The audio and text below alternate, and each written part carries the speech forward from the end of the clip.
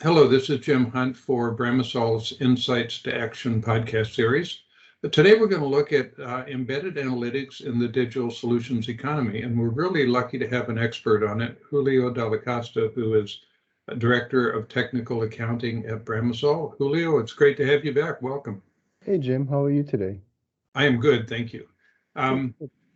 Why don't we start off, for those who aren't familiar with the digital solutions economy, to maybe provide a brief overview and touch on some of the things that are different about it that will play into our discussion of analytics. Yeah, so, the digital economy is really about the next evolution of the subscription economy. It's really about using products as services. So, in the traditional economy, a company would come out and produce goods or services, and then they would sell it outright to the customer. What we find now is everything coming out of, especially in the technology space, you find that everything is as a service. So what's the benefit to that really from a customer perspective? Well, really, you only pay for what you use. So if I have a subscription and I use it, 2 or 3 days a month, really, I'm only going to be charged for 2 or 3 days a month.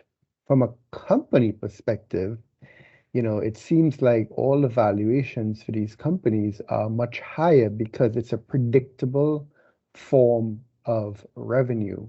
So when you have a subscription, I have my Amazon subscription for music. I pay $9.99 a month, or Fitbit or what have you.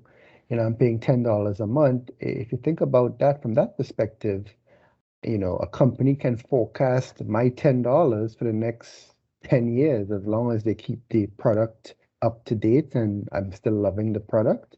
So think about that times 10 million users.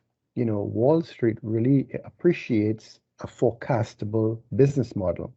You know, Challenge is how do you keep that to benefit, to make sure that everybody is aligned and in sync with the real data coming out of the system. Yeah, I love the way you mentioned the single source of truth, and that's kind of at the heart of what we tend to call embedded analytics.